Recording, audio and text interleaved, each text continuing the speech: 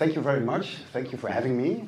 I'm from the Netherlands. I'm Chris Collaris. I'm the co-founder and partner of i29 Architects. It's actually an office which has is an offspring of i29 Interior Architects and Chris Collaris Architects. And actually we are a small group of young designers sitting together and working in the field of architecture and interior design. And it takes effort to make things happen. And if you want to have a special, it doesn't come easy. And architecture, as we all know, it takes a long time. But architecture can be a roller coaster ride, and it can give you surprises. It can amaze you. And actually architecture is at its best when it takes you to this state of being where it doesn't take any effort to feel good. And that's comfort. I think we're ready for a ride. The song is called No Cars Go, and it's by Arcade Fire, one of the best bands in the world, from Canada.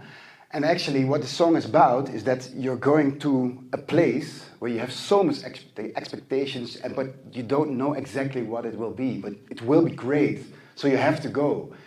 And that was actually also in the minds of a lot of families which would like to have like their own floating village.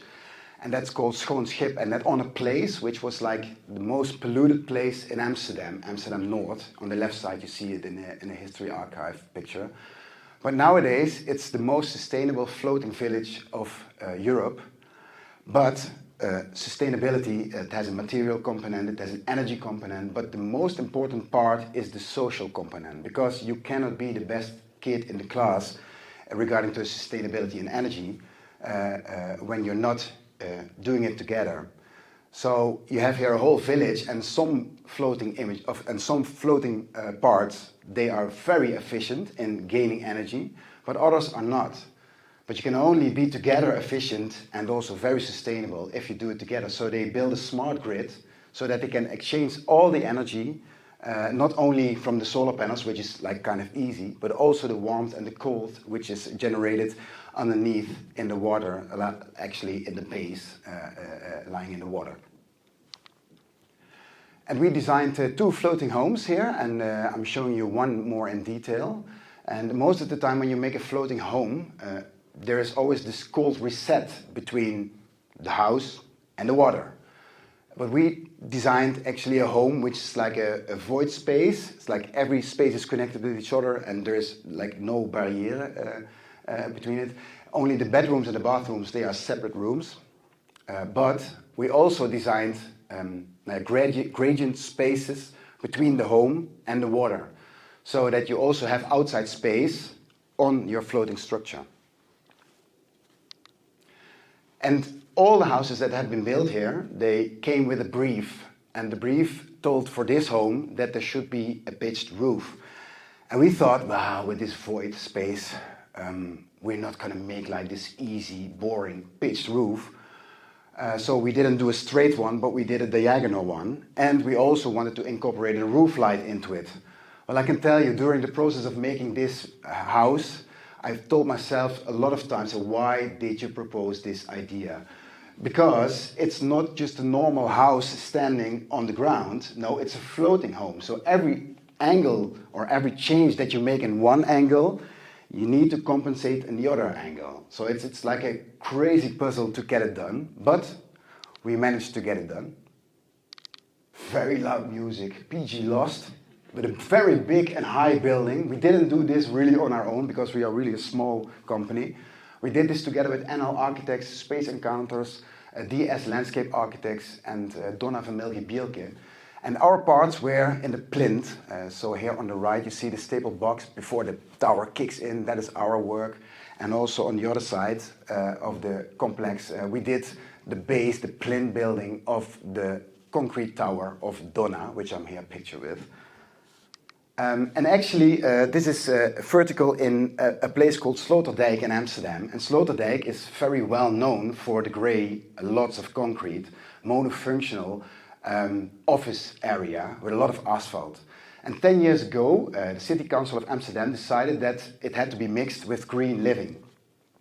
So we were invited into a competition, and we decided to take the green from the Breton area, that's actually more to the west of Sloterdijk, and we took it into our building, over our building, and we made the connection with the green Westerpark in the inner city of Amsterdam.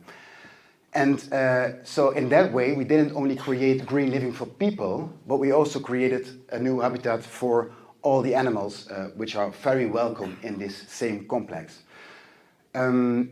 As said, we did 2 plinth buildings, and actually plinth buildings as a reaction on the tower. So first of all, we had the Tower of Donna, which was a very monolithic tower. And the other tower, the biggest tower, it was more glass, more green, more openness of NL architects. And so we came up with 2 reactions. So to the bigger tower, we made a more monolithic configuration and block. And on the other side, on the west side, underneath the Tower of Donna, we called it the Rock of Donna, we made a very refined, detailed wooden plinth building with lots of windows. And it has just been delivered, so like this winter, it doesn't look green now, but every season it will get more green and green and green on, in the facades and on top of the roofs. But this is how it looks now at the moment.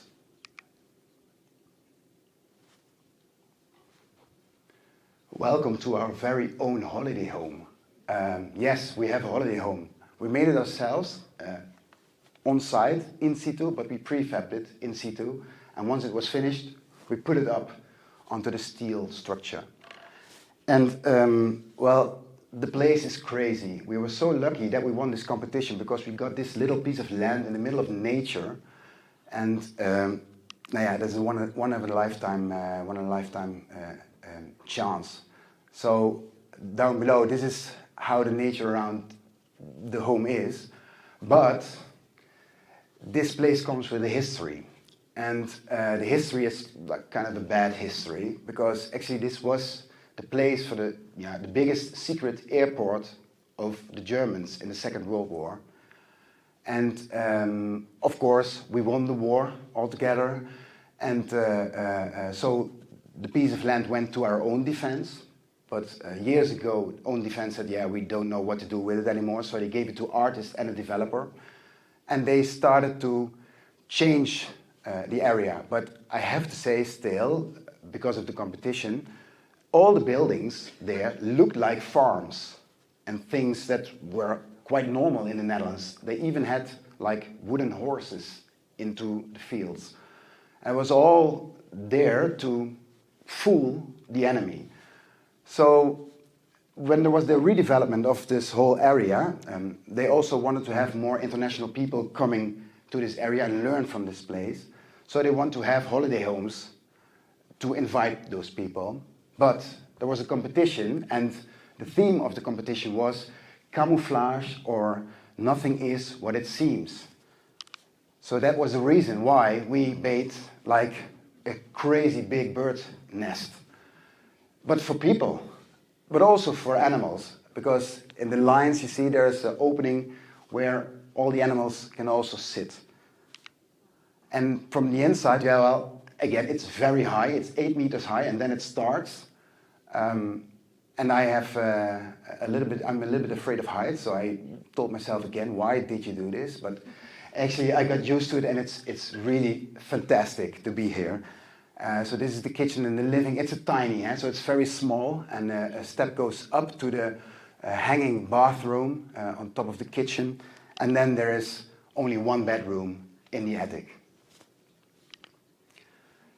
And this is my little commercial break, of course, and you can check it out on buitenverblijfnest.nl if you want to experience this in real.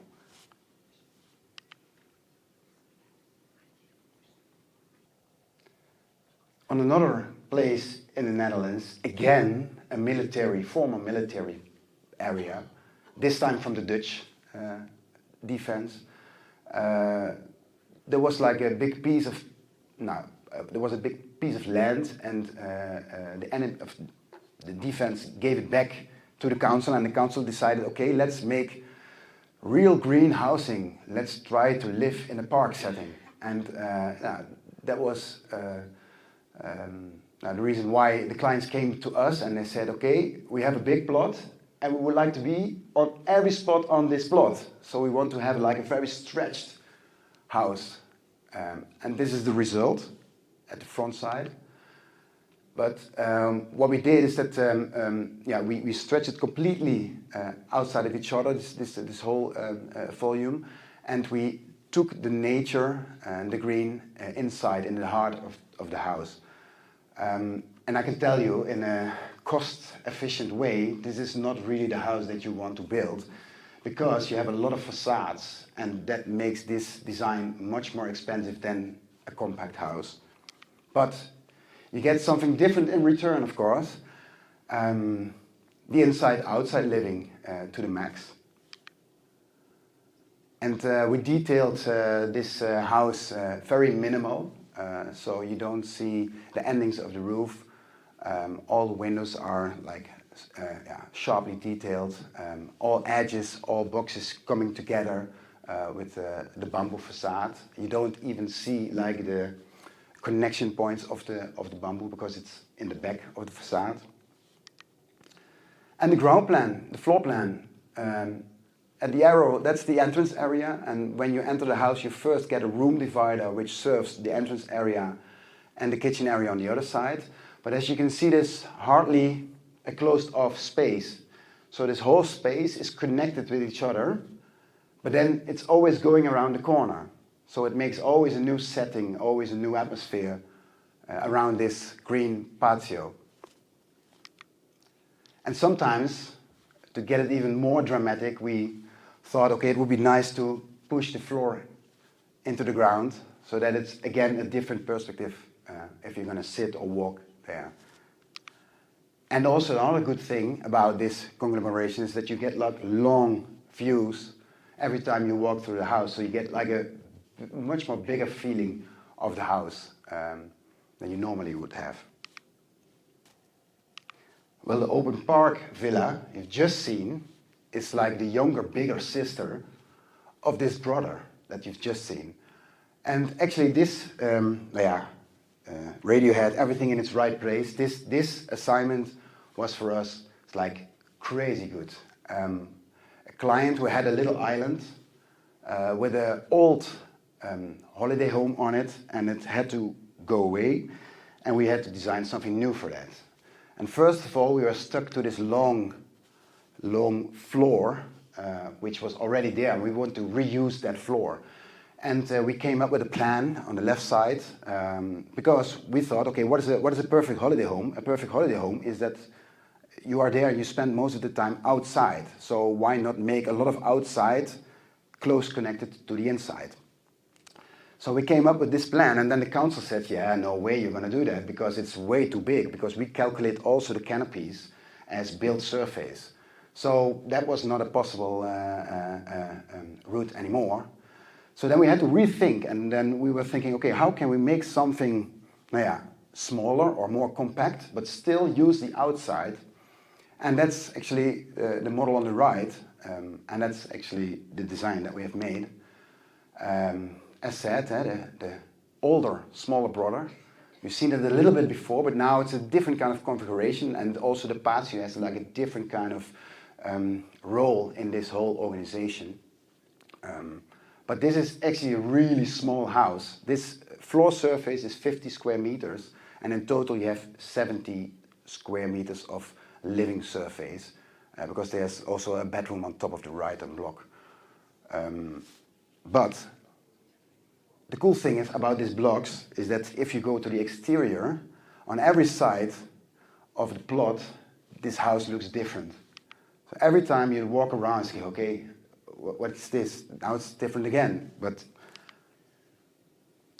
the cool thing on the inside is that everything is related with each other, but also related with the outside. And it's the trick with the patio, which enlightens the space.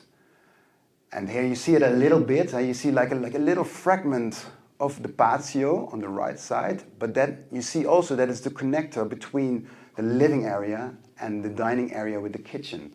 And it's really small, but still it feels like crazy big. And of course, everything that we did on the interior design is like custom made together with the architecture, because when you have so less space and you're going to do so many strange things, yeah, then you have to come up with a total solution. And here it looks again on the island, well, with a young garden now. You've seen already on the movie that the garden has exploded, and that's good. But with this house, this tiny holiday home, we got a lot of attention. So a lot of awards we won with this design, and also a lot of people who wanted to have this house. But we always said, this is one of a kind. We did this one time. We cannot copy that. Yeah, we can copy that, but it will be very expensive if you do it the same way as we did it. And then most of the time, people started to want to do something else. And so we did some other designs, so we never built again this tiny holiday home. Up till now, because we've introduced Capsular, and Capsular is actually the idea that we can do it, but then cheaper. So that means still with good details, actually almost the same details, but then built in a different way, and then with a different cost, But it's not only the tiny holiday home, we also introduced 2 other building structures, which is the soft lodge. And actually this is a rock bottom, like a box of 25 square meters. But if you put the canopy on both sides, you will see that like the interaction between inside and outside becomes much more easy again. The house feels bigger. It functions also much more better with those canopies. And the cool thing is that we made like a tent curtain into the canopies. So in a good evening or night, summer night, you could also sleep outside inside, or inside outside, something like that. Here a little image. This is all renders, but it's already been built. So we already built 2 of those, and there's also another one. But still, let's talk a little bit about how you go from the outside to the inside, and vice versa. But the cool thing is that even if it's like for us, it's not a very expensive home, but still we have the details that the window frames, they go into the walls. So if you open your home, it's not like a double frame. No, it disappears. And that's still, for such a small thing. And even the bathroom, I don't have pictures of the bathroom, you have to see it yourself. When you enter, you don't expect it, but it's like a skylight on top of it, of the full bathroom. And it's crazy, you just have to see it. But we also have very, very, very little structures that we've designed and built. This is the writer's block hut. And of course, you can understand that there's no outside space on the inside, so it's just a block of 10 square meters. But what did we do? We made it completely black on the inside. And if you enter it, it's always a little bit, you have to acclimatize, but then you will find out the writer's block hut is to work, to produce, to think, to do new things. And the cool thing about this black interior is that all the sunlight or the light gets to the point where you have to focus. And also another very, very cool thing is that if you look outside, it's coming at you. It's really much more intense than when you have a very light interior. But this is all built already. I would like to end my presentation with stuff that hasn't been built or is almost finished to build. So I hope it goes. Yeah, it goes. Thank you very much.